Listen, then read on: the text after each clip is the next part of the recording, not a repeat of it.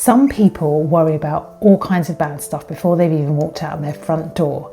Do you feel anxious walking into somewhere you know is safe, there's no threat and nothing's wrong, but your mind and body are hyper alert and you don't know why? If you're anxious most of the time, or you've been called hyper, twitchy, on edge, or just too much, there's a name for what's happening and it's called hypervigilance.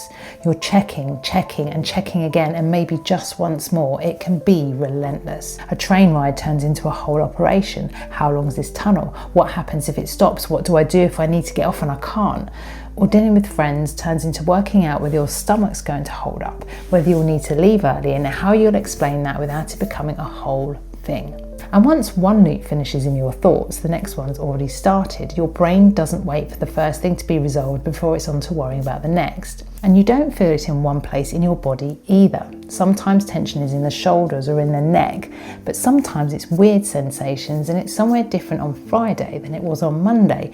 And because it moves, you start wondering if it's physical or if it's in your head and if you're inventing it. And then health anxiety builds on top of everything else already going on. Most people assume this started with them, some fault in how they're built, one bad memory they can't quite place, but it often didn't just start with you. It's usually inherited, passed down from whoever in the family line needed this exact skill to get through something very real. If you've ever wondered why you're feeling super anxious when nothing bad is happening to you in the moment, this is what I keep seeing in clients.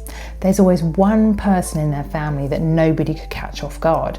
They could always tell when something was about to go wrong before a word was said, always knew exactly when to go quiet or when it was the right time to just disappear. Everyone called it a personality quirk, intuition, a sixth sense, when really it was a skill developed because missing the warning sign once cost something very real, and a body doesn't keep a skill like that to itself.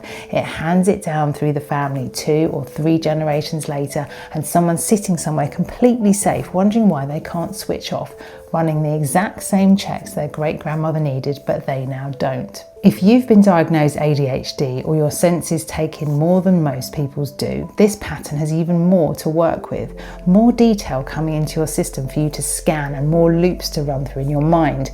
Telling yourself to calm down has never once fixed how on edge you are, and it's never going to. If you catastrophize over every small detail, that's not you overreacting, that's your nervous system trying to plan for a worst case scenario. Once that training gets set at a young age or during something that genuinely needed that level of alertness, it doesn't know when to stop on its own. Same starting point, different outputs depending on the person. OCD tendencies, PTSD patterns, complex PTSD, when it wasn't one event but a long stretch of them. Avoidance, trust issues, sleep where you're tossing and turning half the night. And this doesn't stay tucked into a neat little box when you go off to work in the morning. You're the person who spots a problem before anyone else has seen it, and you can't switch off once everyone else has logged off for the day. Everyone knows you're always contactable. Everyone calls that dedication, but what you've inherited is generations of somebody needing to notice things first. If you're anxious or hyper alert a lot of the time, there's one thing your body burns through super fast when you're stressed. It's electrolytes, the sodium, potassium, magnesium in the water in your body, which are the conductors that let your nervous system finish what it starts. A tremor, a stress response for any kind of release, none of it completes properly without them. A system that's been on alert for generations, not just for a bad week, goes through them faster than one that's had the chance to rest. It's not the whole answer, because you've got to do the emotional processing work alongside it, but the system can't do anything useful if the infrastructure isn't there. Some people try to calm this down with meditation or slow breathing, and don't get me wrong, those are great tools, but it doesn't vanish. It goes and sits somewhere different inside of you instead. But there's another way to do this, and it's the opposite of trying to make it smaller. Going towards it works the other way around.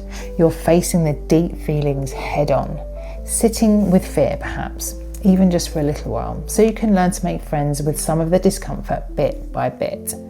The nervous system that's running underneath you was built across generations for very real reasons, not for you to delete it. It kept people alive, and it's part of how you got here. So in the comments, drop me one word for how hypervigilance shows up for you. Could be a body part, could be a sensation, could be a place you just can't be in. I read every one and I build future videos around what you tell me, because this isn't a one-way thing. This is a generational pattern that's showing up across thousands of you. And the more honest we are about how it lives in our bodies, the less power it has to run our lives.